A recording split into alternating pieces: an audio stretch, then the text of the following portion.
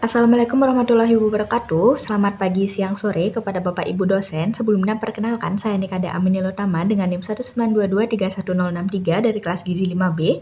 Dan kali ini saya akan mempresentasikan laporan praktikum mengenai analisis data asupan gizi individu dan juga kelompok menggunakan metode diet history, di mana tujuan dari praktikum ini adalah untuk mengetahui kecukupan gizi responden pada tingkat individu maupun kelompok menggunakan metode diet history dan juga membandingkan kecukupan antara individu dan juga kelompok.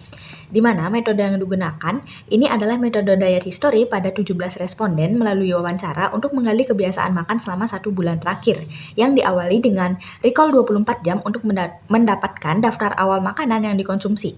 Kemudian selanjutnya responden akan ditanyai kembali mengenai jenis makanan yang biasanya dikonsumsi pada setiap waktu makan serta frekuensinya meliputi bulanan hingga harian beserta jumlah dalam satuan rumah tangga ataupun URT, kemudian yang akan dikonversi menjadi gram untuk menghitung rata-rata konsumsi harian. Nah, data tersebut kemudian akan dianalisis menggunakan TKPI untuk memperoleh asupan energi dan juga zat gizi seperti protein, lemak, karbohidrat, zat besi, kalsium, natrium, dan juga vitamin C. Kemudian, hasil dari perhitungan tersebut akan dibandingkan dengan AKG ataupun angka kecukupan gizi pada kelompok perempuan usia 19 hingga 29 tahun, di mana tingkat kecukupan akan dikategorikan sebagai cukup apabila asupan lebih dari sama dengan 77% dari AKG dan dikategorikan kurang apabila asupan kurang dari 77% AKG baik pada tingkat individu maupun pada kelompok. Nah, kemudian ini adalah hasil dari diet history individu, di mana ternyata responden ini memiliki pola makan yaitu 3 kali sehari dengan 2 kali selingan, di mana makanan utama didominasi dengan nasi putih dengan lauk yakni lauk ayam, telur, tempe maupun tahu, sedangkan konsumsi sayur dan juga buah itu masih terbatas dan tidak rutin. Kemudian adapun konsumsi jajanan seperti bakso, mie instan dan juga kue tradisional itu juga cukup sering dikonsumsi terutama pada waktu selingan. Nah, adapun beberapa makanan yang ternyata menunjukkan makanan dengan asupan lemak yang cukup tinggi seperti makanan olahan maupun gorengan yang di sini juga pada konsumsi buah itu sangat jarang, yaitu hanya sekitar 1 hingga 2 kali per minggu, di mana secara keseluruhan pola konsumsi individu ini tergolong teratur untuk makanan pokok, namun sayangnya masih kurang seimbang karena masih rendahnya konsumsi sayur dan juga buah serta tingginya frekuensi makanan yang tinggi lemak. Selanjutnya ini adalah asupan gizi individu. Dan setelah dihitung berdasarkan hasil perhitungan, rata-rata asupan energi individu itu hanya memenuhi sebesar 85,27% dari AKG yang tergolong cukup. Kemudian asupan protein yang berlebih yakni memenuhi 134% AKG dan juga asupan lemak yang masih dalam kategori cukup yakni sebesar 86%. Namun sayangnya di sini ada pun asupan karbohidrat yang tergolong kurang karena hanya memenuhi sekitar 75%, dan pada mikronutrien itu pada asupan zat besi itu tergolong berlebih karena memenuhi sekitar 133% dari AKG, sementara untuk vitamin C dan juga kalsium itu hanya memenuhi sekitar 53% dan tergolong masih rendah ataupun belum mencukupi. Nah, di mana secara keseluruhan pola konsumsi individu ini menunjukkan kecukupan energi dan lemak, namun belum seimbang karena masih tingginya asupan protein dan juga zat besi, serta rendahnya karbohidrat, vitamin C, dan juga kalsium.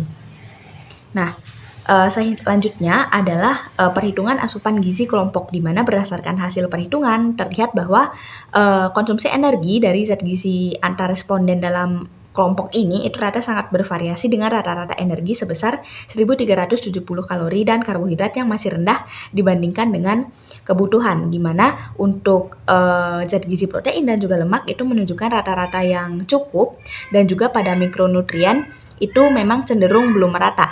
Dan apabila diinterpretasikan maka dapat dilihat bahwa ternyata sebagian besar zat gizi pada kelompok ini itu belum memenuhi AKG, di mana rata-rata energi hanya memenuhi 60% dari AKG, karbohidrat memenuhi 56% dari AKG, kemudian protein itu memenuhi 85% dari AKG yang dan juga lemak yang memenuhi 78% AKG yang masih terdapat dalam kategori cukup.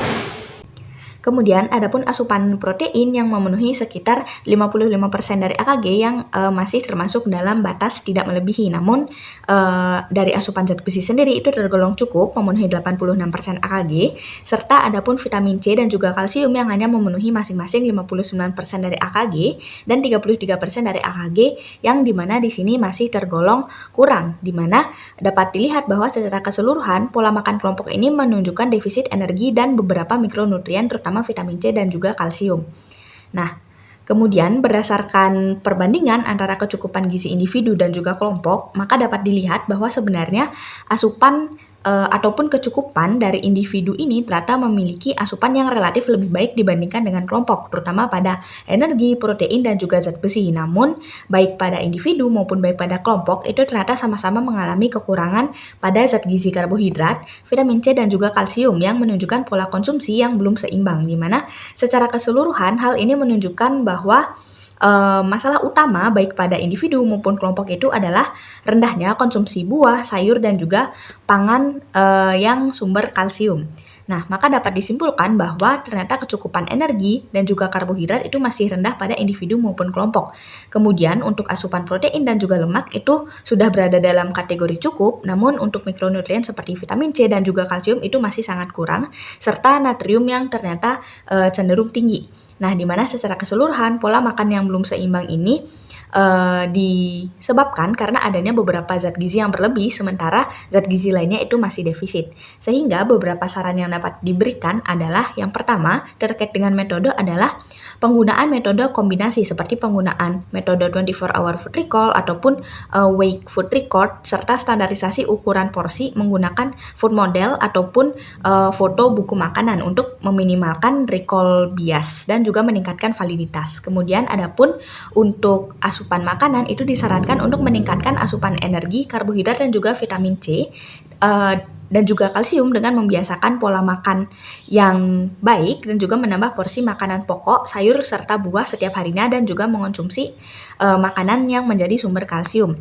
Dan yang terakhir disarankan untuk memilih bahan makanan yang lebih bervariasi dengan metode pengolahan yang lebih baik. Baik, sekian presentasi dari saya. Mohon maaf apabila masih terdapat kekurangan. Sekian, terima kasih. Wassalamualaikum warahmatullahi wabarakatuh.